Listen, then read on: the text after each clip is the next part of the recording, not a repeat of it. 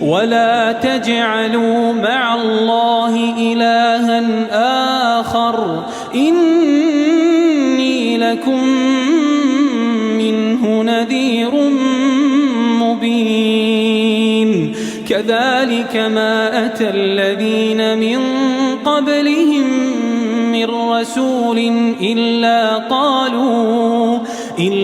قالوا ساحر أو مجنون أتواصوا به بل هم قوم طاغون فتول عنهم فما أنت بملوم وذكر فإن الذكرى تنفع المؤمنين.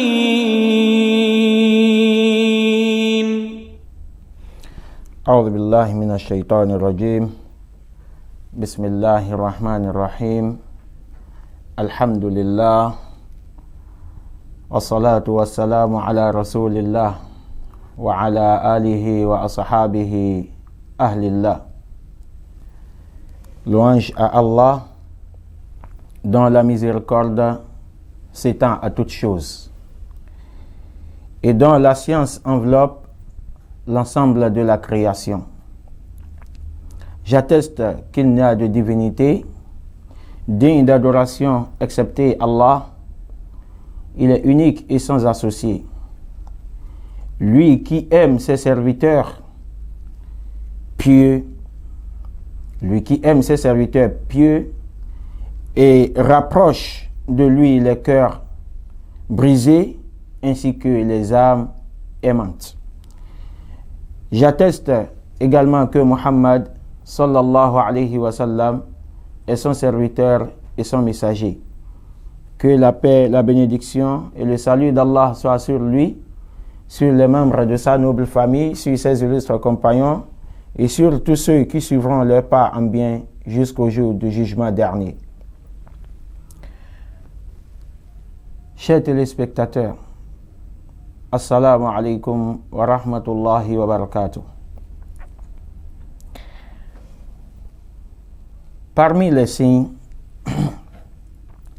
les plus manifestes de la sincérité de la foi et de la profondeur de l'attachement du cœur à Allah subhanahu wa ta'ala figure l'empreinte de cet amour dans la vie de l'homme, dans sa conduite et dans ses positions. L'imam Ibn al-Qayyim, rahimahullah, a souligné que 4 moments révèlent la véracité de l'amour du serviteur pour son Seigneur et la force de son lien avec lui. Le premier moment, c'est le moment de s'endormir. Le moment de s'endormir. Et puis, le moment du réveil. Et le troisième moment, c'est lorsqu'on est en train d'accomplir la prière. Et le dernier moment, c'est-à-dire le 4e moment, c'est lors des épreuves et des calamités.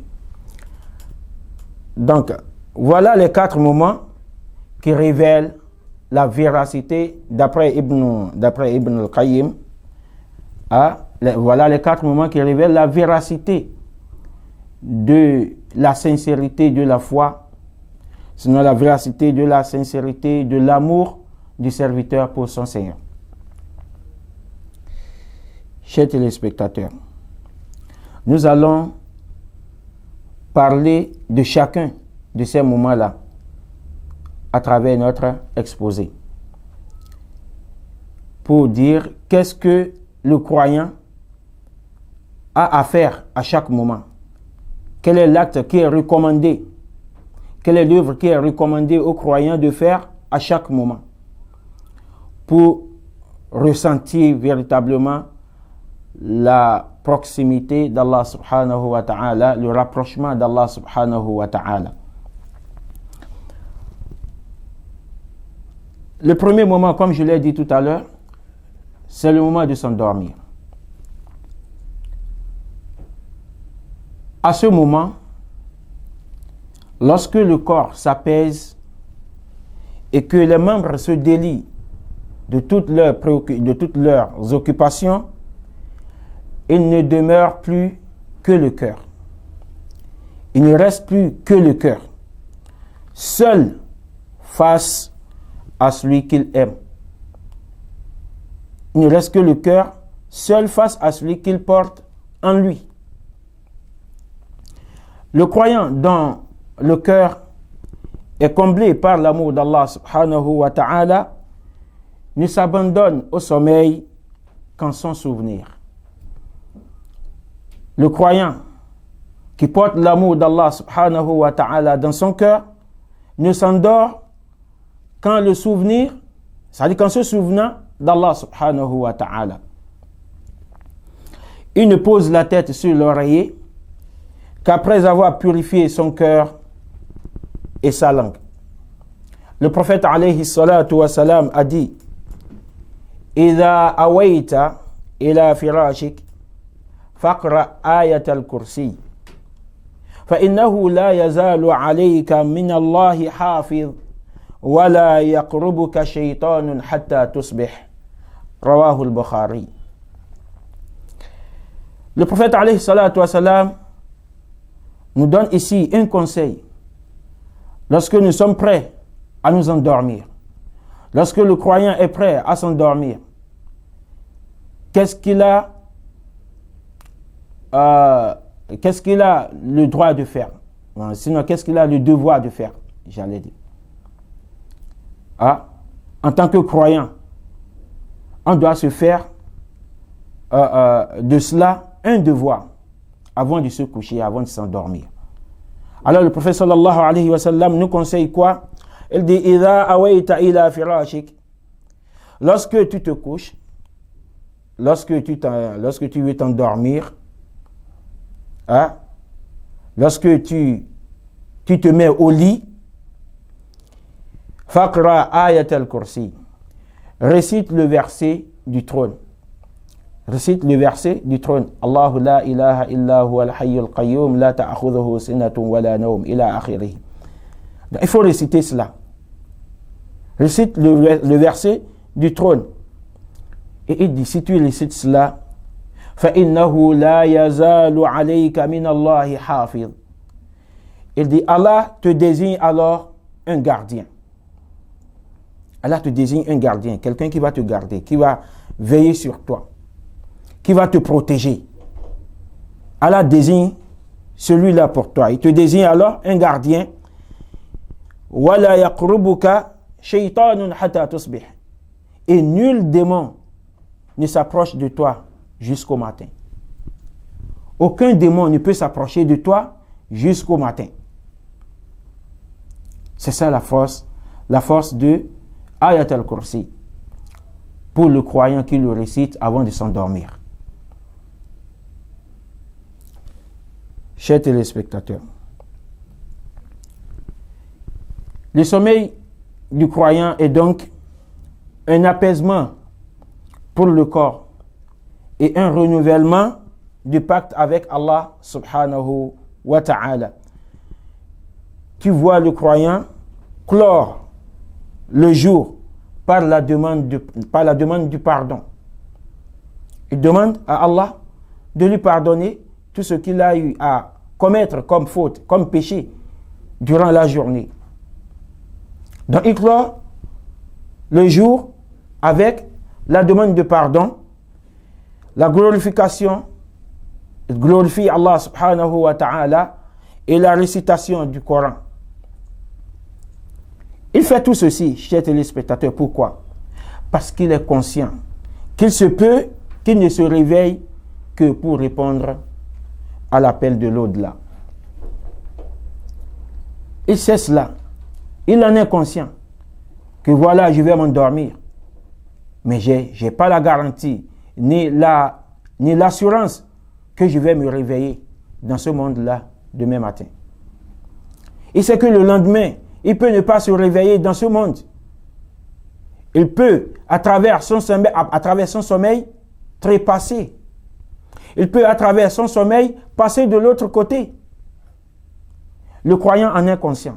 C'est pourquoi avant de s'endormir, c'est pourquoi il termine son jour par la demande de pardon, par la glorification d'Allah subhanahu wa ta'ala et par la récitation du Coran. Ne serait-ce que le fait de réciter Ayat al-Kursi dont on a parlé tout à l'heure. C'est aussi un verset du Coran. Celui qui récite cela, le croyant qui réussit à réciter cela avant de s'endormir, vraiment, il a déjà réussi cette journée-là. Si éventuellement il trépassait, il passait de l'autre côté à travers son sommeil, eh bien, il aura bien terminé sa journée. Il aura bien terminé son existence sur terre. Parce que ces derniers mots seraient alors un verset coranique. Son dernier mot serait alors la parole d'Allah subhanahu wa ta'ala.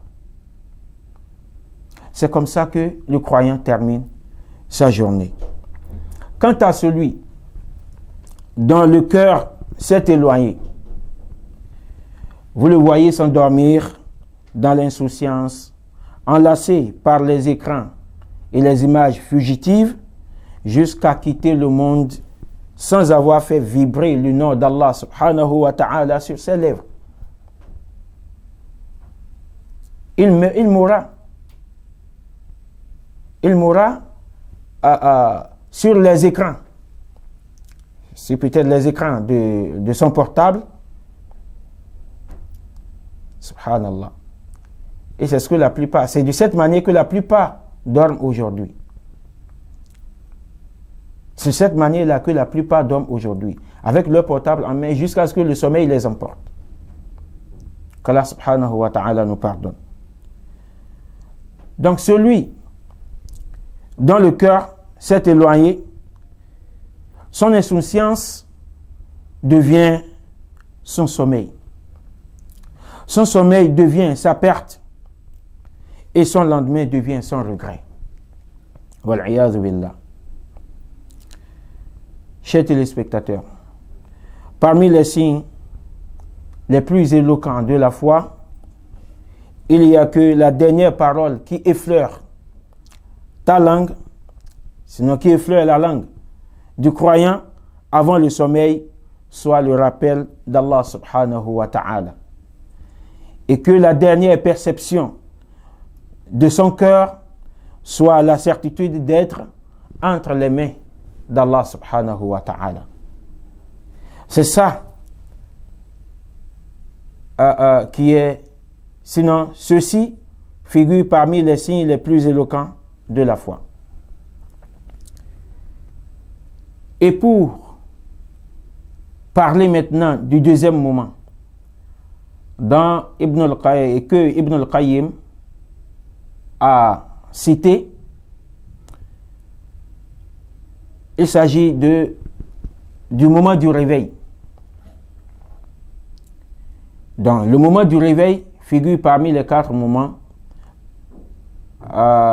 d'après Ibn al-Qayyim, qui révèle la sincérité de l'amour du serviteur pour son Seigneur. Ce moment-là, c'est-à-dire le moment du réveil, c'est un autre instant où se manifeste la sincérité de l'amour pour Allah subhanahu wa ta'ala. Car la première chose qui touche le cœur du croyant, la première chose qui touche le cœur du croyant au réveil est le rappel de son Seigneur et la gratitude pour une nouvelle vie. C'est ça, la première des choses qui touche son cœur. Que je suis encore en vie. Alhamdulillah. Il est reconnaissant. Le prophète alayhi salatu wa salam a dit Alhamdulillah alladhi, c'est-à-dire, il nous a recommandé de dire cela. Et il avait aussi l'habitude de le dire. Alhamdulillah alladhi ahyana ba'dama amatana wa ilayhi an-nushur. Donc il avait l'habitude de dire cela. Et c'est une sunna pour nous aussi de le dire.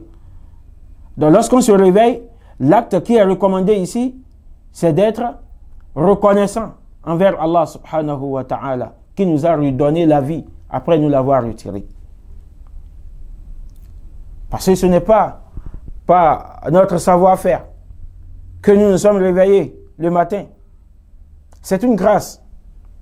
Allah, c'est une grâce divine. Parce que ce n'est pas donné à tout le monde de se coucher, de s'endormir le soir et de pouvoir se réveiller le lendemain. Sauf ceux à qui Allah subhanahu wa ta'ala donne, c'est-à-dire ceux à qui Allah subhanahu wa ta'ala fait cette grâce-là. C'est pourquoi nous devons le remercier. Nous devons être reconnaissants envers Allah subhanahu wa ta'ala de nous avoir comptés parmi les vivants. De nous avoir comptés parmi les vivants. En tant que croyants, c'est la première des choses à faire lorsqu'on se réveille le matin. Donc, il nous revient de dire quoi? Alhamdulillahi alladhi ahyana ba'dama amatana wa ilayhi an-nushur. Ça veut dire quoi? Louange à Allah qui nous a fait revivre après nous avoir fait mourir. Et vers lui est le retour. Voilà ce que le croyant dit à son réveil le matin. Le sens de ce hadith, chers téléspectateurs, est que Allah subhanahu wa ta'ala t'a rendu ton souffle. C'est lui qui t'a rendu ton souffle pour entamer une nouvelle page de l'obéissance et de la servitude à lui.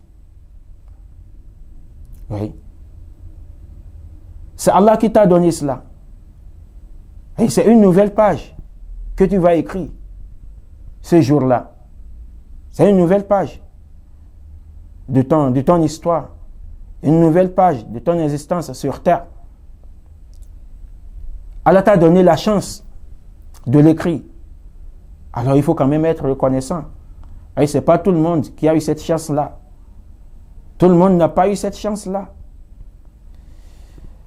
Chers téléspectateurs, celui qui aime Allah ne commence pas sa journée avec son téléphone,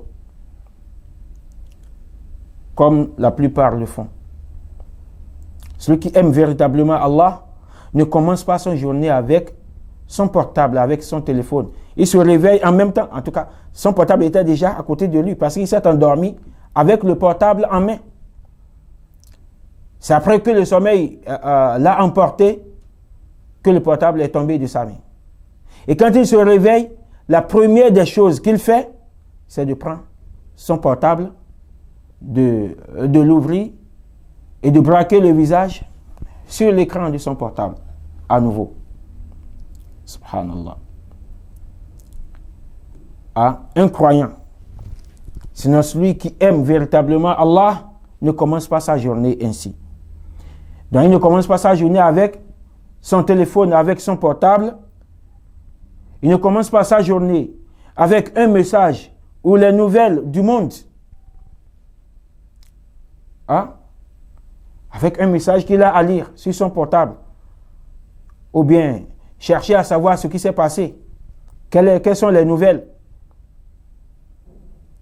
Ou bien il se lève, il va au salon, il s'assoit devant l'écran de sa télévision pour suivre les journaux.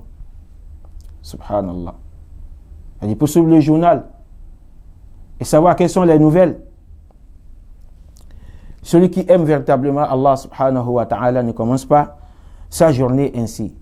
Mais il commence sa journée par la louange, la prière, l'invocation et le rappel d'Allah subhanahu wa ta'ala. Conscient que la vie est courte.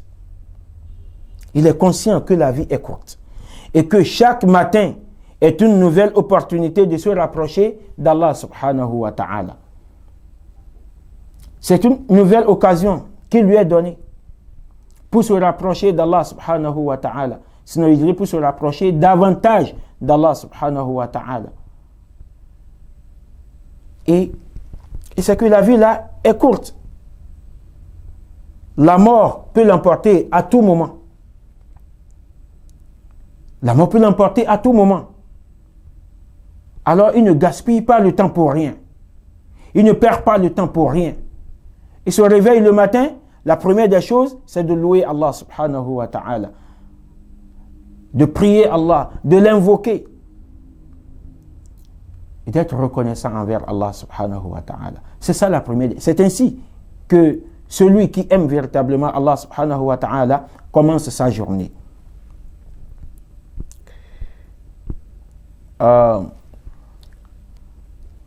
Voyons un peu la réalité de beaucoup de gens aujourd'hui. Beaucoup se réveillent au son de leur portable, de leur téléphone, ne font pas la prière de l'aube.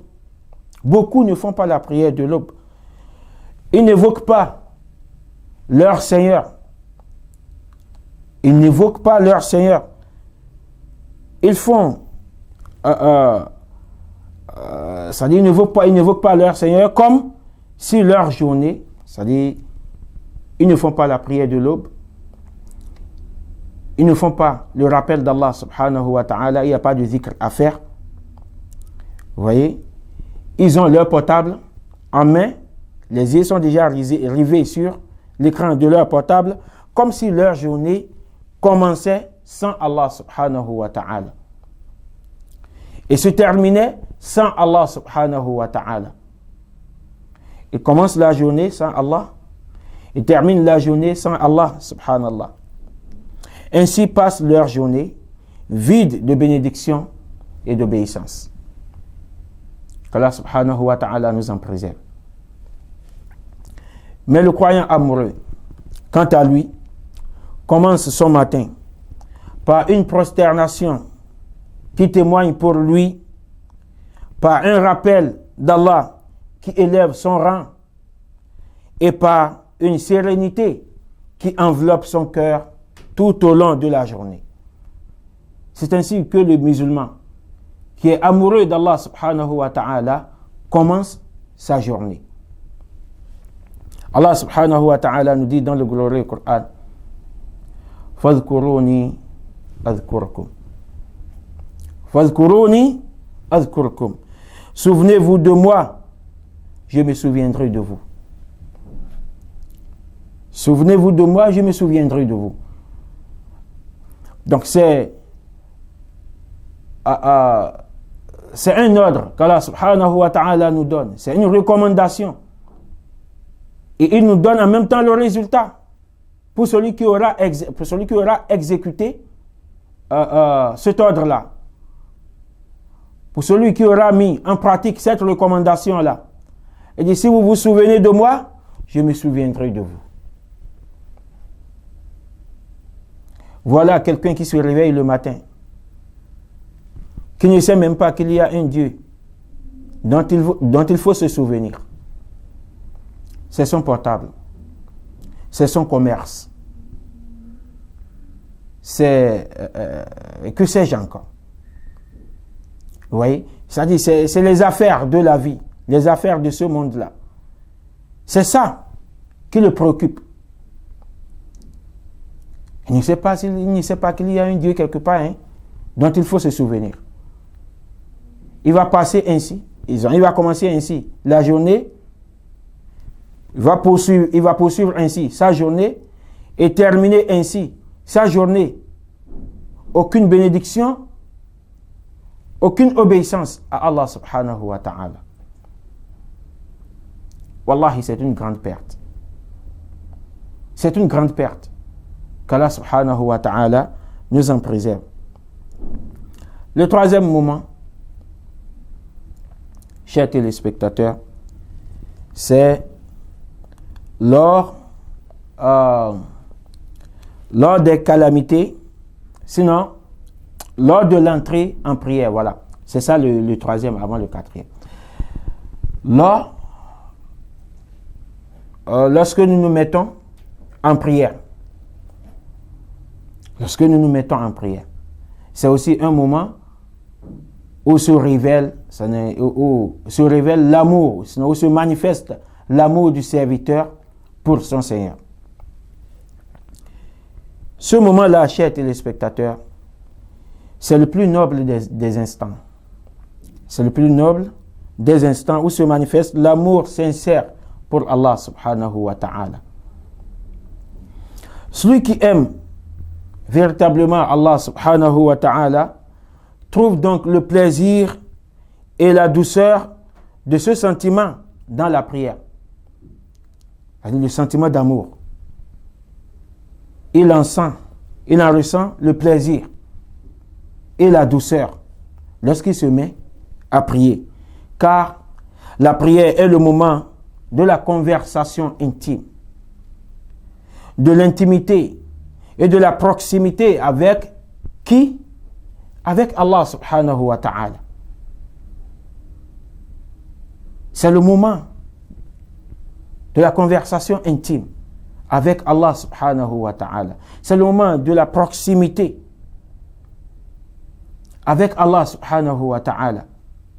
Donc c'est pourquoi lorsque le croyant, lorsque le musulman qui aime véritablement Allah subhanahu wa ta'ala se met en prière, il ressent vraiment cet amour-là. Il ressent cet amour-là lorsqu'il se met en prière. Le prophète alayhi salatu wa salam nous dit وَجُعِلَتْ قُرَّةُ عَيْنِي فِي الصَّلَاةِ وَجُعِلَتْ قُرَّةُ عَيْنِي فِي الصَّلَاةِ. La prière est la source de la lumière et de la quiétude de mes yeux. La prière est la source de la lumière et de la quiétude de mes yeux. C'est le prophète alayhi salatu wa salam qui dit cela. Pourquoi ça ne serait pas ainsi pour nous aussi? Pourquoi ça ne serait pas ainsi pour nous qui disons que nous sommes en train de suivre le prophète Muhammad sallallahu alayhi wa sallam? C'est un exemple à suivre, n'est-ce pas? C'est notre modèle. Alors, il va falloir que la prière devienne pour nous aussi notre source, c'est-à-dire la source devient pour nous aussi une source de lumière et de quiétude de nos yeux. La prière n'est donc pas un simple rituel. La prière n'est pas un simple rituel, ni juste une succession de gestes et de paroles, mais elle est une rencontre d'échange intime entre le serviteur et son Seigneur. Il y a un hadith authentique où le prophète alayhi salatu wa salam nous relate de la part d'Allah subhanahu wa ta'ala cet échange-là qu'il y a entre le serviteur et son Seigneur. Inch'Allah ta'ala, nous allons revenir sur ça dans la deuxième partie de notre exposé. Assalamu alaikum wa rahmatullahi ta'ala wa barakatuh. Assalamu alaikum wa rahmatullahi wa barakatuh. Ìkànnì tẹ́ ń wò yìí náà ní ìkànnì Sunna TV. Níbi tí àwọn onímọ̀ ti ń tẹ ìmọ́lẹ̀ sórí ẹ̀sìn Islam látọ̀rí Sunna TV. Ìmọ́lẹ̀ nínú Sunna Nabi Muhammad sallallahu alayhi wa sallam. Ní gbogbo ìgbà ní kẹ́ ẹ máa wò wá tí ẹ sì máa rí ẹ̀kọ́ ẹ̀sìn kọ́ lórí ìkànnì yìí náà ni o. Òun ló múlẹ̀ rẹ̀kẹ̀tẹ̀ yàtọ̀ yìí. Gbogbo mùsùlùmí lọ́kùnrin àti lóbìnrin ẹ jẹ́ ká máa wo Sunna TV. Ẹ jẹ́ àwọn ọmọ wa náà máa wo Sunna TV kí wọ́n lè bá ní ìmọ̀ tó péye nípa Sunna. Ìkànnì tó ń tàn mọ́lẹ̀ sínú ẹ̀sìn ni Sunna TV Yorùbá. Ẹ máa wò wá ní gbogbo ìgbà kẹ́sì máa kọ́ ẹ̀kọ́ tó péye nípa Sunna. Alhamdulillahi Rabbil Alamin wal aqibatu lil muttaqin wala udwana illa ala zalimin. Nous revoici dans la deuxième partie de notre exposé. Donc je disais tantôt que le prophète alayhi salatu wa salam nous a relaté de la part d'Allah subhanahu wa ta'ala un hadith Donc c'est un hadith Qudsi où Allah subhanahu wa ta'ala est en train de nous parler de l'échange qu'il y a entre lui et son serviteur lorsqu'il se met à prier. Donc la prière, ce n'est pas, comme je l'ai dit tantôt, un simple rituel. Ce n'est pas juste une succession de gestes et de paroles. Le croyant musulman doit savoir cela. Il doit en prendre conscience. Car celui qui en prend véritablement conscience saura que la prière, c'est un acte qu'il faut accomplir avec beaucoup de dévotion, avec beaucoup de concentration, pour atteindre le plus haut degré de l'adoration. C'est quoi? Al-Ihsan. C'est ça le plus haut degré de l'adoration. Al-Ihsan. An ta'budallah ka'annaka tarah. C'est que tu adores Allah comme si tu le voyais. Parce que voilà, tu t'es mis à prier. Tu dois savoir que tu es en train de converser avec Allah subhanahu wa ta'ala. Même si tu ne le vois pas. An ta'budallaha ka'annaka tarah. Al-Ihsan, c'est que tu adores Allah, c'est-à-dire la perfection dans l'acte, la perfection dans l'adoration. C'est que tu adores Allah ka'annaka tarah, comme si tu le voyais. Fa in lam takun tarah, et si tu ne le voyais pas, fa innahu yarak. Sache que lui, il te voit. Donc le croyant qui sait cela, qui est conscient de cela, saura comment prier avec concentration et avec beaucoup de dévotion. Vous voyez? Donc, afin que cette prière-là soit vraiment une rencontre d'échange intime entre lui et son Seigneur. Alors, c'est quoi le hadith Qudsi dont je parlais tout à l'heure? Le prophète alayhi salatu wa salam nous relate de la part d'Allah subhanahu wa ta'ala que Allah subhanahu wa ta'ala dit: qassamtu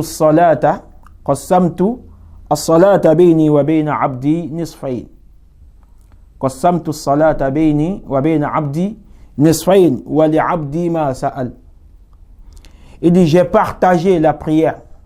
Là, c'est Allah subhanahu wa ta'ala qui parle. Il dit: j'ai partagé la prière entre moi et mon serviteur en deux moitiés. J'ai partagé la prière entre moi et mon serviteur en deux moitiés. Wa li abdi ma sa'al. Et ce que mon serviteur demande lui sera accordé. Ce que mon serviteur demande lui sera accordé.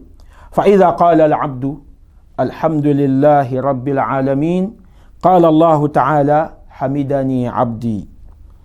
Lorsque le serviteur dit, parce que Allah subhanahu wa ta'ala veut expliquer maintenant comment il a partagé la prière en deux moitiés là. Il dit, lorsque mon serviteur dit alhamdulillahi rabbil alamin, louange à Allah, Seigneur des mondes. Lorsqu'il dit cela, Allah subhanahu wa ta'ala dit hamidani abdi.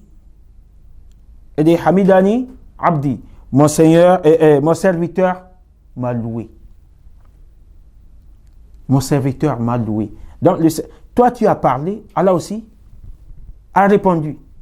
Tu dis alhamdulillahi rabbil alamin et Allah te répond et dit mon serviteur m'a loué. Hamidani abdi. Et lorsque le serviteur dit wa idha qala ar-rahman ar-rahim, lorsqu'il dit le tout miséricordieux, le très miséricordieux, Allah subhanahu wa ta'ala lui répond en disant Athna alayya abdi. Athna alayya abdi. Mon serviteur m'a exalté. Mon serviteur m'a exalté. Et lorsque tu dis Alors, lorsque le serviteur dit Maliki yawmiddin, lorsqu'il dit Maliki yawmiddin, Allah subhanahu wa ta'ala dit, en réponse à cela, il dit Majjadani abdi, mon serviteur m'a glorifié.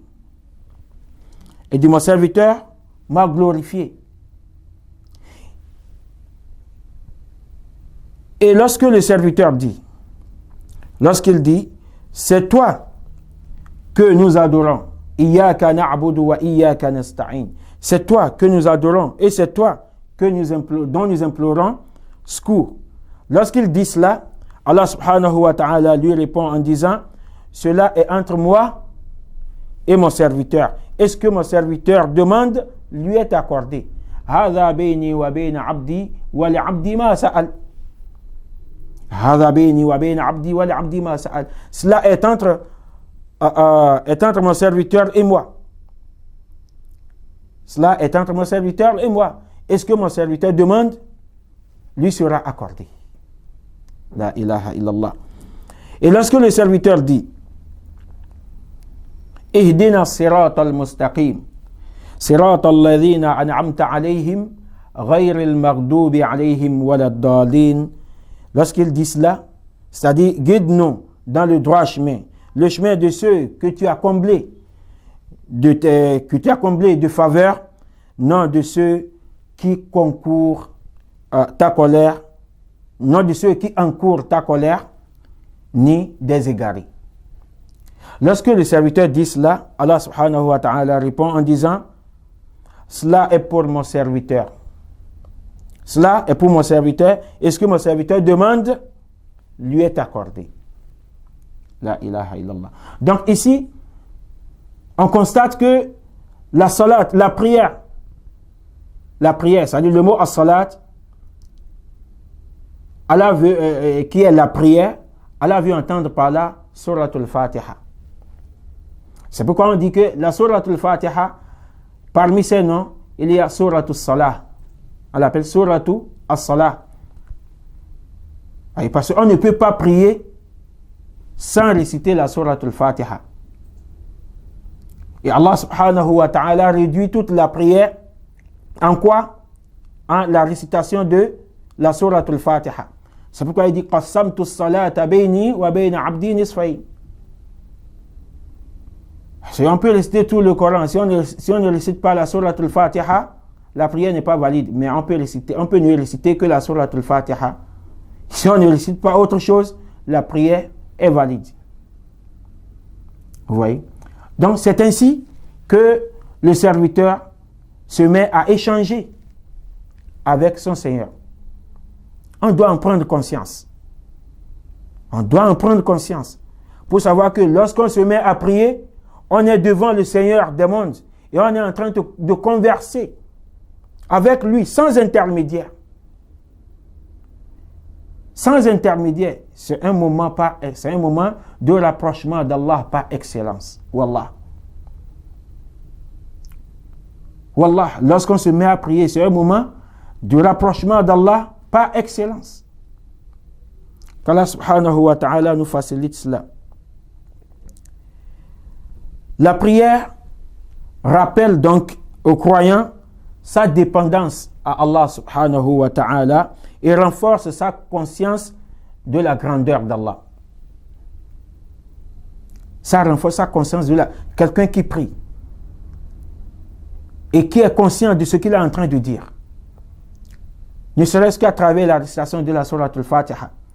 Il est conscient qu'il est en train de converser avec Allah subhanahu wa ta'ala.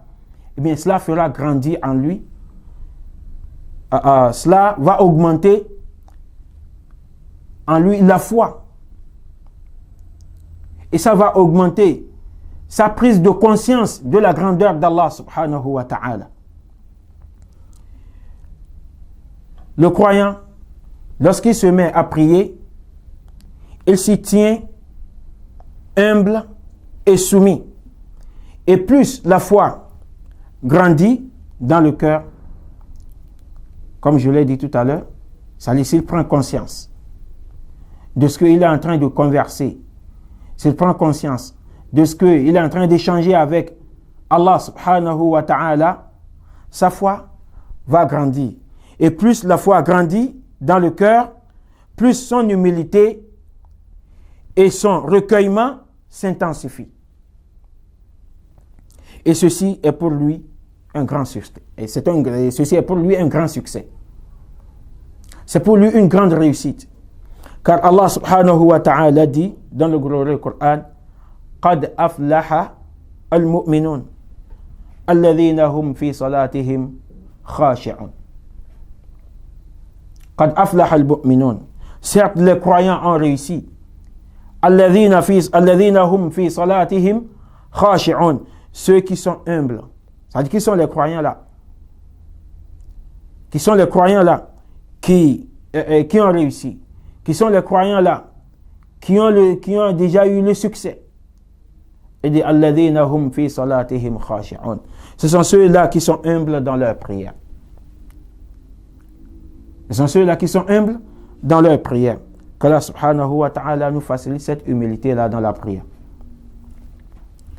Chers téléspectateurs, la triste réalité de nos jours est que bon nombre de musulmans accomplissent la prière avec leur corps dans la mosquée, tandis que leur cœur reste attaché aux préoccupations de ce monde.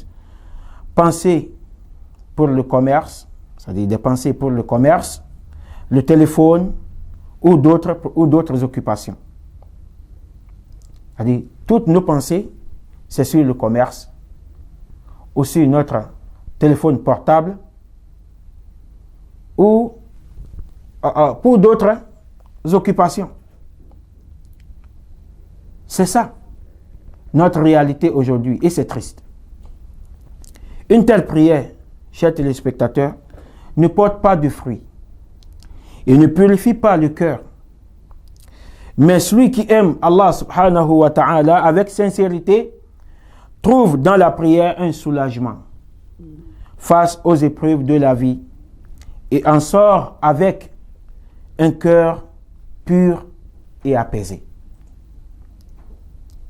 Quelqu'un qui aime Allah subhanahu wa ta'ala, la prière est pour lui un soulagement face aux épreuves de la vie.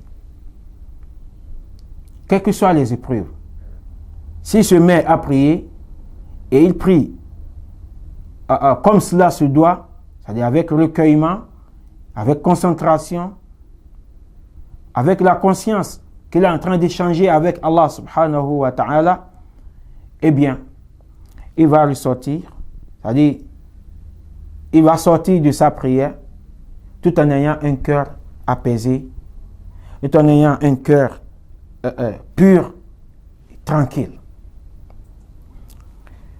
Un des pieux prédécesseurs disait, si tu veux connaître la place de l'islam dans ton cœur, si tu veux connaître la place de l'islam dans ton cœur, regarde la place de la prière dans ta vie. Si dans ta vie, la prière occupe une place importante, alors là, c'est que la place de l'islam est aussi, c'est que l'islam est important dans ton cœur. C'est que l'islam occupe une place importante dans ton cœur. Mais si tu vois que la prière dans ta vie n'a pas une grande importance, c'est que l'islam dans ton cœur n'occupe pas aussi une place importante. C'est ce que ça veut dire. La prière est donc la véritable balance de la foi. Plus ton humilité et ton recueillement, ils sont grands, plus tu es rapproché d'Allah subhanahu wa ta'ala. Tant que le recueillement et l'humilité sont grands, lorsqu'on est en train de prier, alors notre rapprochement d'Allah subhanahu wa ta'ala devient important, devient fort. Ça devient fort. Vous voyez? Qu'Allah subhanahu wa ta'ala nous facilite cela. Allah subhanahu wa ta'ala dit dans le glorieux Coran, et accomplissez la prière et rapprochez-vous ainsi de moi. Accomplissez la prière et rapprochez-vous ainsi de moi. Donc à travers la prière, on peut gagner le rapprochement, on peut gagner davantage de rapprochement d'Allah subhanahu wa ta'ala à travers la prière.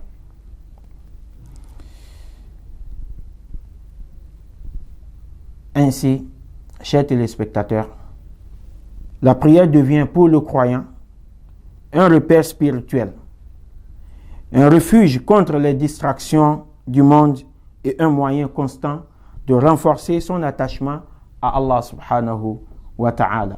Donc c'est ça le troisième moment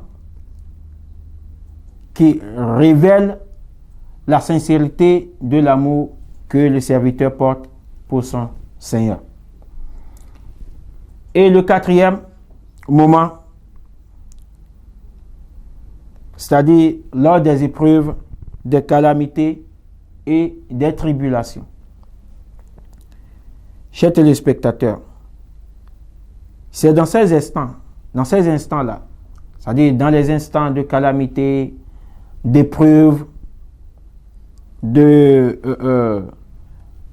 tribulation, c'est dans ces moments-là que se révèle la sincérité du cœur. Donc c'est un des moments où la sincérité du cœur se révèle, où la sincérité du cœur se manifeste. Car face à la détresse, l'homme ne se tourne que vers celui qu'il aime. Lorsque l'homme se trouve face à une détresse, il se tourne vers celui qu'il aime. Il se tourne vers celui qu'il porte dans son cœur. Allah subhanahu wa ta'ala nous dit dans le glorieux Coran, dans la sourate Al-Ankabut, verset 65, il dit فَإِذَا رَكِبُوا فِي الْفُلْكِ دَعَوُوا اللَّهَ مُخْلِصِينَ لَهُ الدِّينَ فَإِذَا رَكِبُوا فِي الْفُلْكِ دَعَوُوا اللَّهَ مُخْلِصِينَ لَهُ الدِّينَ.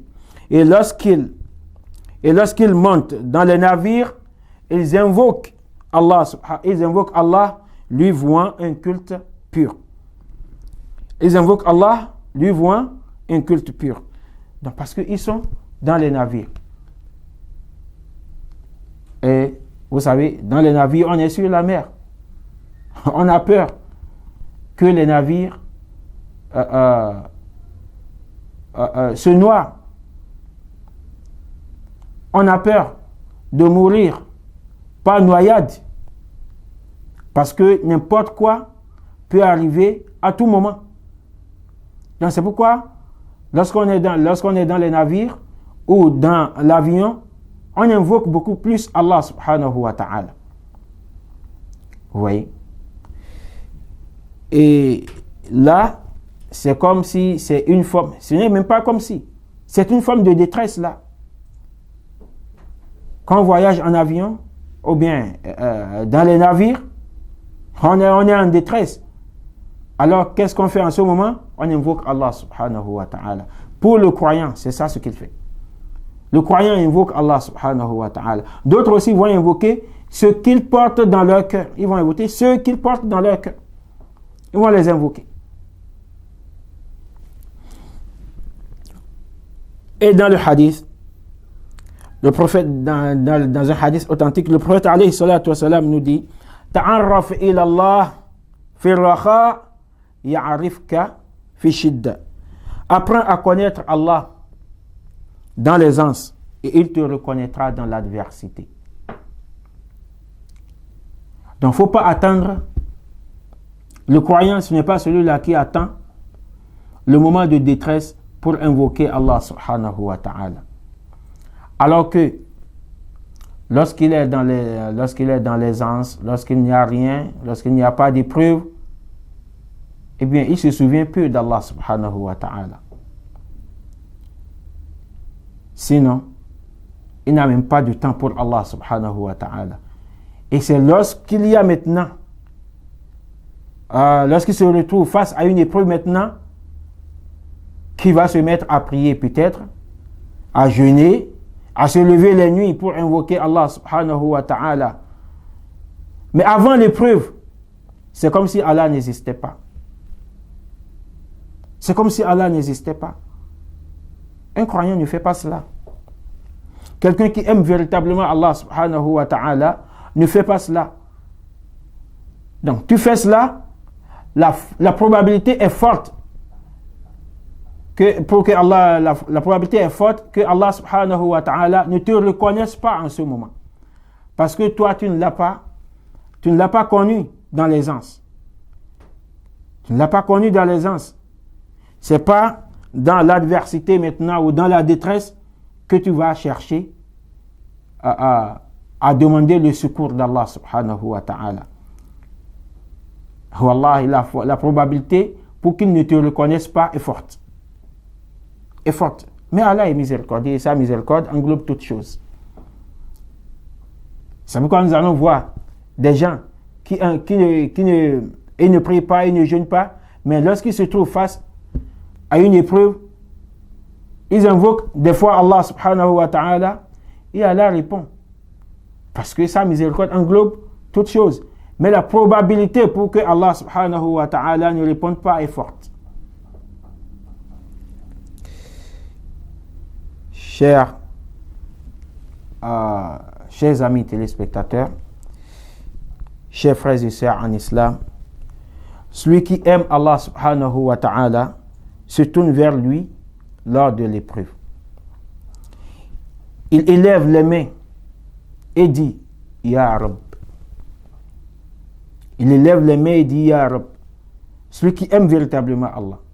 Parce que il a déjà appris à le connaître dans l'aisance, c'est-à-dire avant l'épreuve, il a déjà appris à connaître Allah subhanahu wa ta'ala. Lorsqu'il y a épreuve, c'est-à-dire la première pensée qu'il a, c'est d'invoquer Allah subhanahu wa ta'ala. Il dit Ya Rab, ô Seigneur. C'est ça la première idée qui lui vient en tête. Vous voyez? Car il sait qu'il y a, sinon il sait qu'il n'y a ni asile, ni refuge qu'en Allah subhanahu wa ta'ala. Il n'y a pas de solution quelque part. Face à cette épreuve-là, il n'y a pas d'asile, il n'y a pas de refuge quand Allah. Il n'y a de refuge ni d'asile quand Allah subhanahu wa ta'ala. C'est seulement auprès d'Allah qu'il peut trouver ce refuge-là. Quant à celui qui n'a pas connu Allah dans la prospérité, lorsque survient l'épreuve, son cœur se perd et son esprit s'égare. Il ne sait vers qui se tourner. Il erre parmi les hommes et ne trouve aucune tranquillité. Chers téléspectateurs, chers bien-aimés, ces 4 moments sont l'épreuve du cœur. Ces 4 moments que nous venons de citer sont l'épreuve du cœur. Comment dors-tu? Comment dors-tu en tant que croyant? Comment te réveilles-tu en tant que croyant? Comment te tiens-tu devant ton Seigneur lorsque tu te mets à prier? Vers qui te tournes-tu lorsque survient l'épreuve? Celui qui trouve dans son cœur l'amour d'Allah dans ces instants peut se réjouir de grandes bénédictions. Et celui dont le cœur est négligent, qu'il commence dès maintenant son chemin de retour vers Allah subhanahu wa ta'ala, car il se réjouit de la repentance de son serviteur, c'est-à-dire Allah se réjouit de la repentance de son serviteur, plus que le serviteur lui-même ne se réjouit de retrouver sa famille après s'être perdu dans le désert. Enfin, chers téléspectateurs, l'amour d'Allah n'est pas un simple slogan que l'on prononce. Ce n'est pas un simple slogan que l'on prononce. C'est un engagement, une obéissance et une sincérité de cœur. Allah subhanahu wa ta'ala dit, si vous aimez Allah, suivez-moi et Allah vous aimera. Ainsi, celui qui aime Allah, lui obéit. celui qui aime le rencontrer se précipite dans son obéissance, et celui qui craint sa séparation abandonne ses péchés. Le prophète alayhi salatu wassalam dit 3 qualités. C'est-à-dire il y a 3 qualités. Si elles sont en quelqu'un, il goûte la douceur de la foi. Il goûte la douceur de la foi. Et parmi ces 3 choses-là, il y a le fait qu'Allah et son messager lui soient plus chers que tout le reste. Le fait qu'Allah et son messager lui soient plus chers que tout le reste. Ça figure parmi ces 3 choses-là. Alors nous implorons Allah subhanahu wa ta'ala qu'il fasse que nos cœurs soient remplis de son amour, que nos langues soient humides de son souvenir et que nos actions soient sincères pour son noble visage. Qu'Allah subhanahu wa ta'ala fasse que l'islam nous soit aimé, qu'il l'embellisse dans nos cœurs, qu'il nous rende réticents, qu'il nous rende réticents à la mécréance, à la désobéissance et au péché. Et que Allah subhanahu wa ta'ala fasse de nous des gens guidés et qu'il fasse que nous soyons de ceux qui, lorsqu'ils dorment, se rappellent d'Allah, se souviennent d'Allah, lorsqu'ils se réveillent, le remercient, lorsqu'ils prient, se prosternent avec humilité, lorsqu'ils sont éprouvés, patientent, et lorsqu'ils sont comblés de bienfaits, rendent grâce à Allah subhanahu wa ta'ala. Chers téléspectateurs, nous voici à la fin de notre exposé, et qu'Allah subhanahu wa ta'ala nous compte du nombre de ceux-là qui écoutent sa parole et s'évertuent à l'appliquer de la meilleure des manières. Subhanakallahumma wa bihamdik, ashhadu an la ilaha illa ant, astaghfiruka wa atubu ilayk. Subhana rabbika rabbil izzati amma yasifun, wa salamun ala al-mursalin, walhamdulillahi rabbil alamin.